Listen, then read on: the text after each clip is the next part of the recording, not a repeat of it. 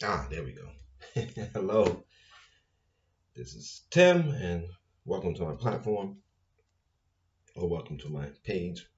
And book two for June 2020 is We Were 8 Years in Power, and particularly Ta-Nehisi Coates' essay on A Case for Reparations, which you can find anywhere. I believe it was originally in the Atlantic, so I'm sure it's online. But we're going to read from it. The devastating effects are cogently outlined by Melvin L. Oliver and Thomas M. Shapiro in their 1995 book, Black Wealth, White Wealth. Locked out of the great mass-based opportunity for wealth accumulation in American history, African Americans who desired and were able to afford home ownership found themselves co-signed to central city communities where their investments were affected by the self-fulfilling prophecies of the FHA appraisers. Cut off from the sources of new investment, their homes and communities deteriorated and lost value in comparison to those homes and communities that FHA appraisers deemed desirable. In Chicago and across the country, whites looking to achieve the American dream could rely on a legitimate credit system backed by the government. Blacks were herded into the sights of unscrupulous lenders who took them for money and for sport. It was like people who like to go out and shoot lions in Africa. It was the same thrill, a housing attorney told the historian Beryl Sater in her 2009 book Family Properties. The thrill of the chase and the kill. The kill was profitable.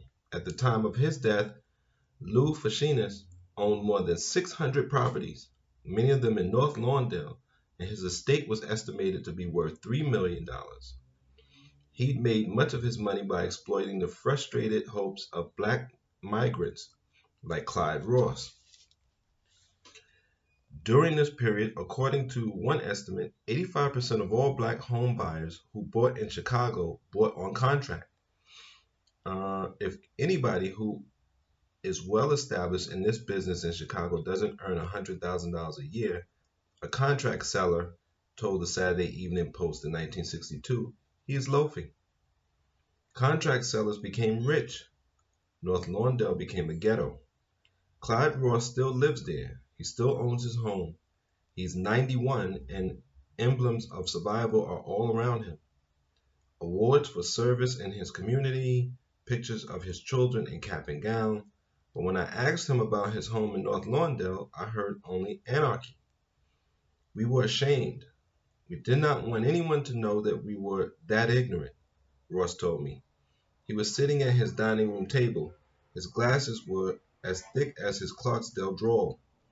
I'd come out of Mississippi where there was one mess and come up here and got in another mess. So how dumb am I? I didn't want anyone to know how dumb I was. When I found myself caught up in it, I said, how?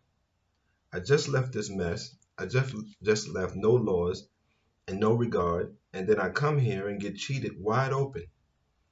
I would probably want to do some harm to some people, if I had been violent like some of us. I thought, man, I got caught up in this stuff. I can't even take care of my kids. I didn't have enough for my kids.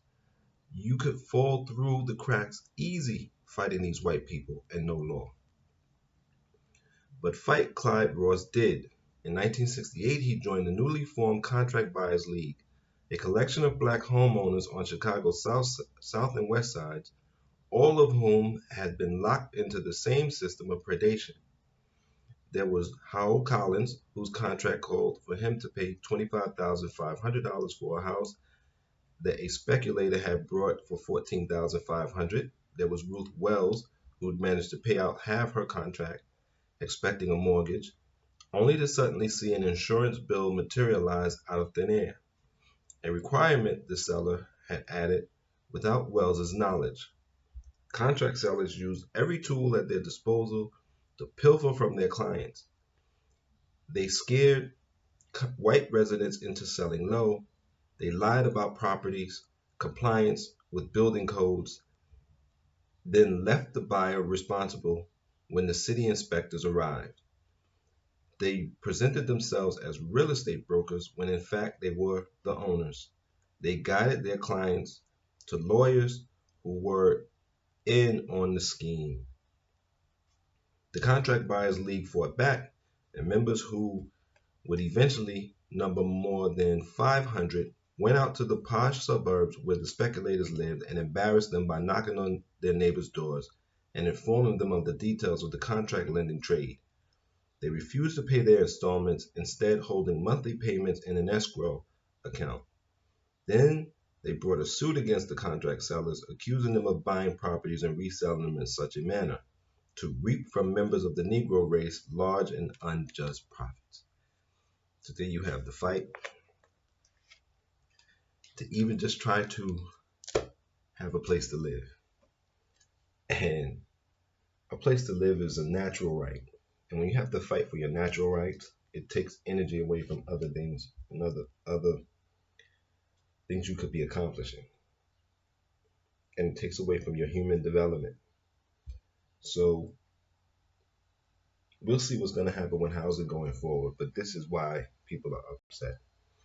Until next time, take care of your mind, take care of your body, and be safe.